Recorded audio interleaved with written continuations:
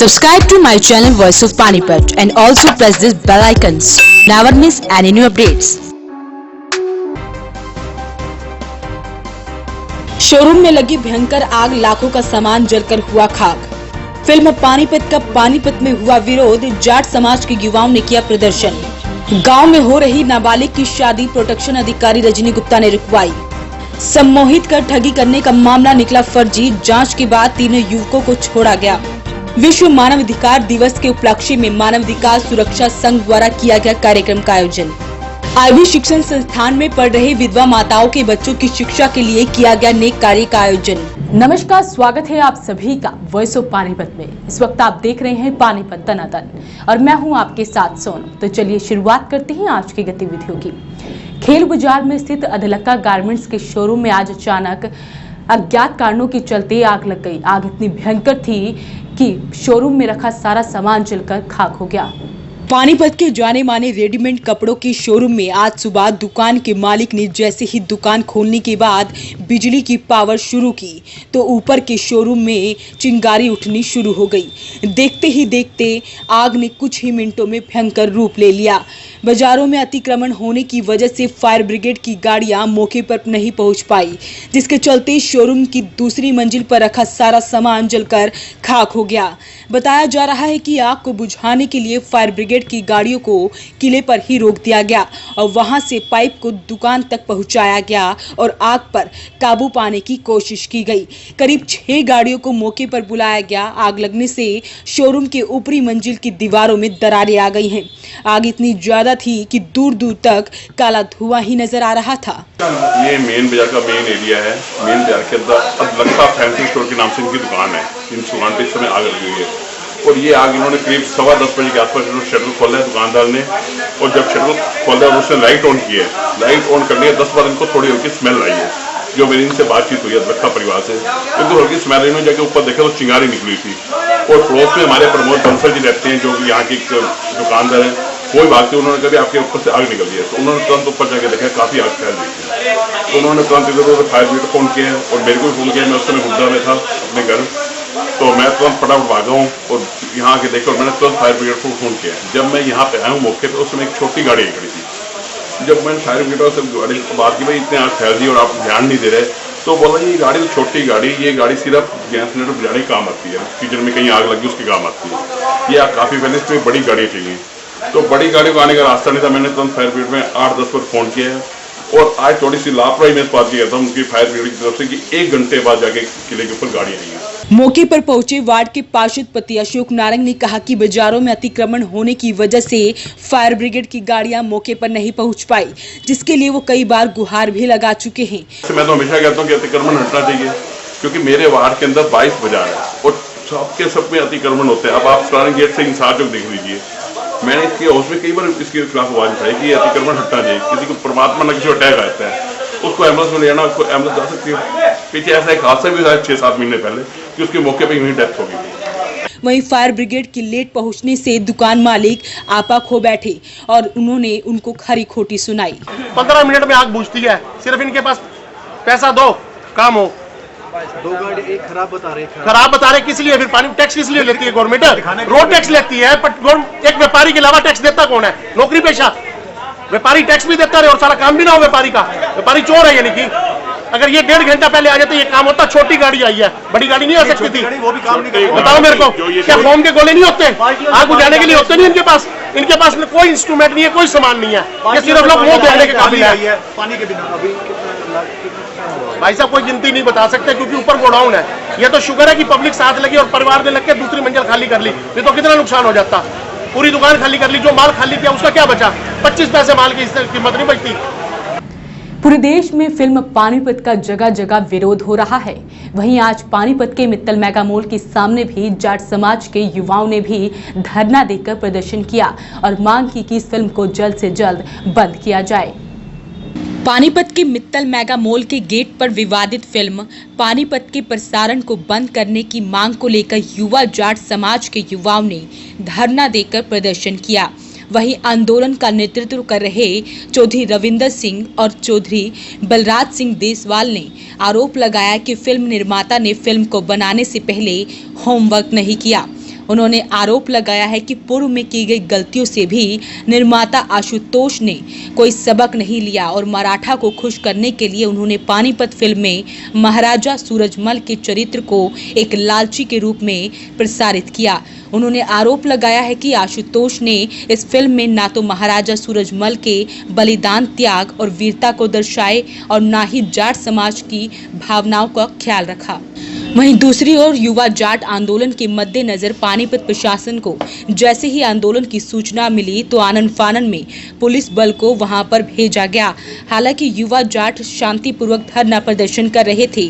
दूसरी ओर fun cinema ने Mittal mega mall में पानीपत मूवी का प्रसारण बंद करने की घोषणा की है। वहीं आंदोलनकारी फिल्म का प्रसारण बंद होने के बाद उपायुक्त को ज्ञापन देने पहुंचे। आंदोलन में बड़ी संख्या में युवा जाट समाज के युवाओं ने भाग लिया और महाराजा सूरजमल अमर रहे के नारे लगाए। पानीपत फिल्म जो जाट समाज को नीचा दिखाने के लिए बनाई है आशुतोष ने, इस फिल्म को बंद करवाने के लिए हम शांतिपूर्वक धरने से मित्तल मॉल के सामने बैठे हैं। कब तक चलेगा आपका धरना? हमारा धरना जब तक चलेगा जब तक ये शो बंद नहीं हो जाएंगे, फिल्म पूरी तरह से बैन नहीं हो जाएगी। हमारी पानीपत प्रशासन से भी और यही मांग है कि इस फिल्म को जल्दी से जल्दी बंद करवाया जाए, ज़्यादा आक्रोश ना फैल पाए। जाट समाज में बहुत ज़्यादा आक्रोश है फिल्म को। सर क्या दिखाया गया फिल्म में? इसमें जो हमारा जाट राजा सूरजमल है उसको कहीं ना कहीं उसकी भूमिका को निजतापने में दिखाई गई है, उसको कहीं दूसरे तरीके से दिखाया गया है, तो उसको हमारा लालची दिखाया गया है। तो यही हमारा सरकार से भी और प्रशासन से भी मांग है कि इस फिल्म को बैन किया जाए पूरी तरीके से और इनके खिलाफ मुकदमा दर्ज किया जाए। हम मुकदमा दर्ज करवाएंगे, अभी डीसी साहब को भी एप्लीकेशन देंगे। देखिए, प्रदर्शन जो फिल्म बनाई गई थी इसमें जो हमारे महाराज सूरजमल की फिल्म को कहीं ना कहीं जो जाट नेता थे, एक अच्छे समाज से भी उनको नीचा दिखाया गया है। आज इसके विरोध में हम यहाँ पहुँचे हैं, पूरे युवा जाट सारे समाज के जो इकट्ठे हुए हैं। हमारा मकसद है इस जो ये फिल्म है इसको बंद किया जाए, क्योंकि एक बड़े शर्म की बात है जो हमारे महाराज सूरजमल थे उनको नीचा दिखाने का काम किया है, उनको लालची बताया गया है।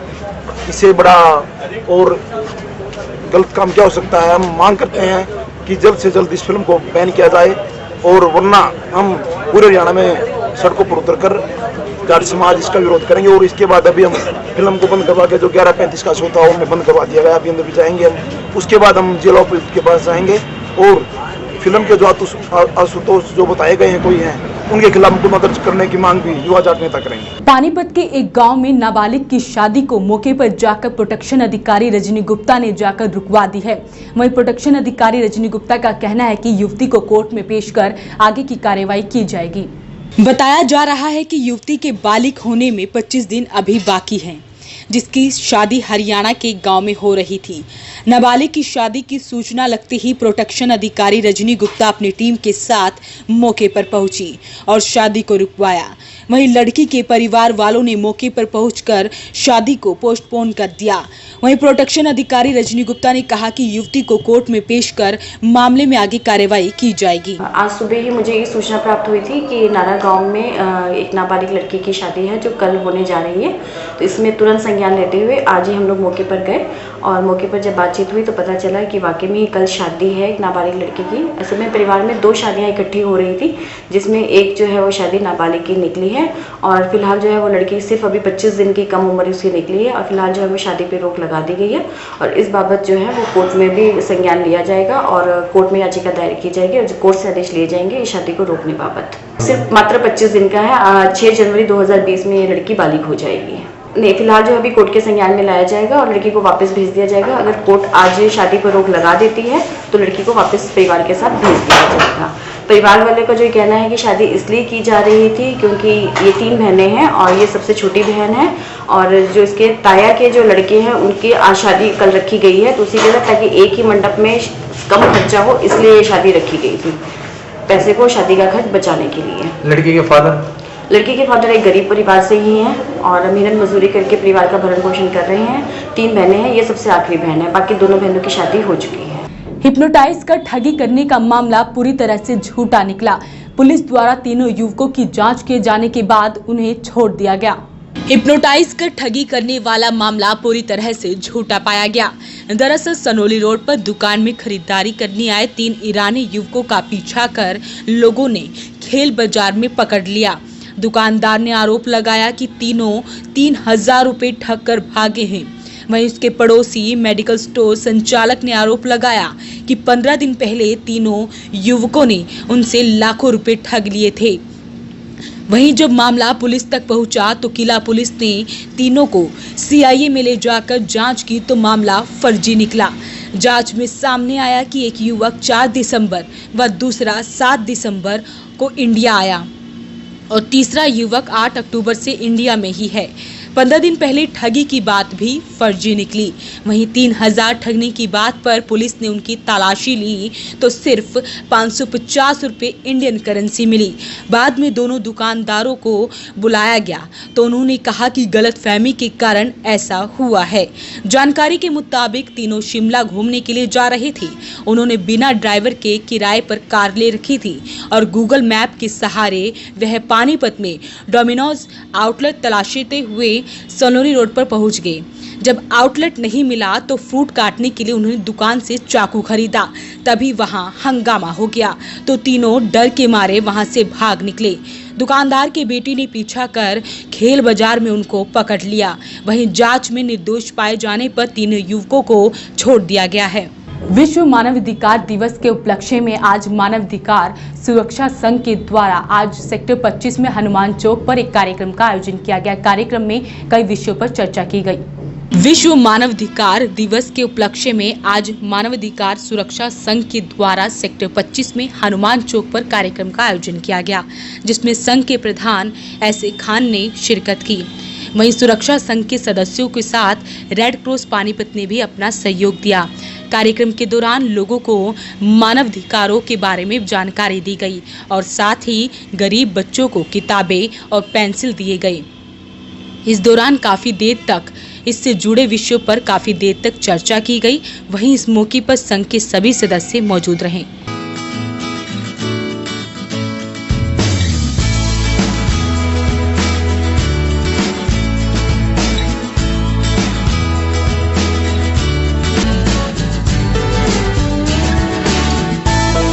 राष्ट्र संघ के द्वारा विश्व में मानवाधिकार दिवस का आयोजन होता है और उसी मानवाधिकार के उपलक्ष्य में आज हरियाणा राज्य के पानीपत में विश्व मानवाधिकार दिवस का एक भव्य आयोजन हुआ, जिस आयोजन की सबसे जो मुख्य अट्रैक्शन है, जो सबसे कीमती बात है वो ये है कि हमने आज इस आयोजन को और हमारी हरियाणा की टीम ने मिलकर झुग्गी झोपड़ी जो बीपीएल हैं, बिलो पॉवर्टी लाइन की ज़िंदगी जीने वाले लोग हैं, उनके साथ सेलिब्रेट किया। ये हम लोगों के लिए बहुत खुशी की बात है। एक दूसरा, हमने आज यहाँ से इस मंच से सर्वधर्म और मानवता एकता जिंदाबाद का नारा दिया, इंसानियत जिंदाबाद का नारा दिया, मानवता जिंदाबाद का नारा दिया, जो कि दुनिया में एक मैसेज है कि जब इंसान एक है तो दुनिया है, इंसानियत बटी हुई है तो दुनिया नहीं है।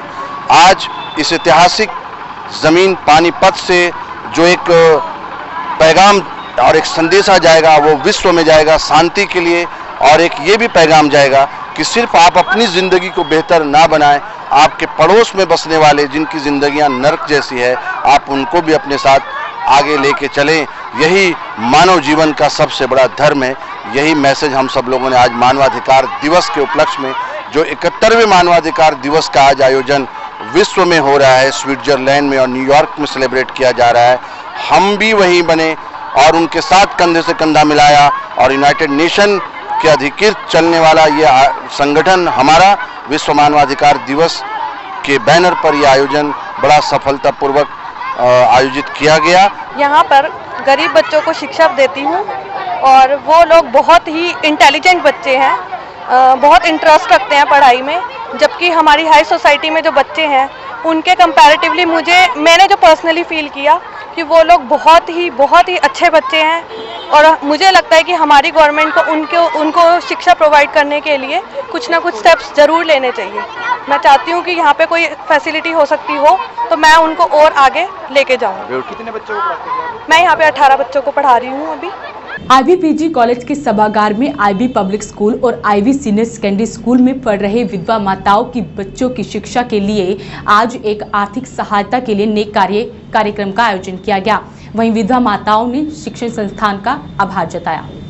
आईबी कॉलेज के सभागार में आईबी पब्लिक स्कूल एवं आईबी सीनियर सेकेंडरी स्कूल में पढ़ रहे विधवा माताओं के बच्चों की शिक्षा हेतु आर्थिक सहायता के लिए नेक कार्य प्रोग्राम का आयोजन किया गया। आईबी शिक्षण संस्थाओं द्वारा यह नेक प्रयास सन 2008 से कनाडियन वर्ल्ड एजुकेशनल फाउंडेशन के सहयोग से किया जा रहा है। कार्यक्रम की शुरुआत स्कूल की छात्राओं ने अतिथियों को मंगल तिलक लगाकर किया, जिनमें मुख्य रूप से आईबी शिक्षण संस्थाओं के उप प्रधान अशोक नागपाल, युधिष्ठिर मिगलानी, अशोक मिगलानी और स्कूल की प्राचार्य गीता राठी उपस्थित थी। वहीं अशोक नागपाल ने इस अवसर पर कहा कि अगर उपरोक्त संस्थान बच्चों के उज्जवल भविष्य हेतु कार्यरत हैं, तो बच्चों का भी फर्ज बनता है कि वो समाज की उम्मीदों पर खरा उतरें। उन्होंने विधवा माताओं को बच्चों की शिक्षा हेतु यथासंभव सहयोग देने का आश्वासन दिया, क्योंकि बच्चे ही राष्ट्र का भविष्य होते हैं। इस अवसर पर आईबी पब्लिक स्कूल के 28 व आईबी सीनियर सेकेंडरी स्कूल के 18 बच्चों की शिक्षा हेतु उनकी माताओं के नाम से चेक वितरित किए गए। वहीं विधवा माताओं ने उपरोक्त मदद के लिए सभी का शुक्रिया अदा किया। ये एक ऑर्गेनाइजेशन है, मिस्टर चानन है, कनाडा में सेटल है। वो हमारे पानीपत के रहने वाले हैं, पहले कई सालों से वहाँ कनाडा में सेटल हैं। उन्होंने हर साल कुछ बच्चे चिन्हित किए थे भाई जो विडोवर के हैं, जिनके पिता नहीं है, फादरलेस चिल्ड्रन जो हैं, उनको हेल्प देने के लिए 12-12 हज़ार रुपये क्लास के अनुसार, कोई 12वीं का है तो उसको 16,000 है, किसी को 12,000 है, किसी को 5,000 है। तो इन्होंने जो आईबी सीनियर पब्लिक स्कूल के लिए 28 स्टूडेंट्स को चेक दिए हैं, जो टोटल अमाउंट उनका बनता है 3,26,600 रुपये। और सीनियर सेकेंडरी स्कूल के जो हैं 11 बच्चों को दिए 1,05,000 रुपये दिए उनको टोटल मिलाकर। और एक पानीपत के दूसरे कॉलेजों से भी 7 स्टूडेंट उन्होंने सेलेक्ट किए थे, उनका लगभग 1,12,000 बनता है। उनको 16,000 एक स्टूडेंट को दिए उन्होंने। ये उनको हेल्प करते रहते हैं उनकी। हर साल यहाँ से मतलब इसी दिसंबर-नवंबर में चेक आते हैं और उनको हम बच्चों को चेक देते हैं। ये काफ़ी हेल्प है, ये अच्छी बात है, बड़ा अच्छा संस्कार है। तो समाज में ऐसे लोगों को जिनको भगवान ने संपन्नता दी है, तो उनको आगे आना चाहिए, हेल्प करनी चाहिए, ताकि बच्चे अपने पैरों पर खड़ा हो सकें और अपने साथ आगे आने वाले टाइम में अपनी भी रोटी कमाएं और 2 रोटी को और भी कमाना सिखाएं। आज की गतिविधियों में बस इतना ही। जुड़े रहिए वॉइस ऑफ पानीपत के साथ। नमस्कार।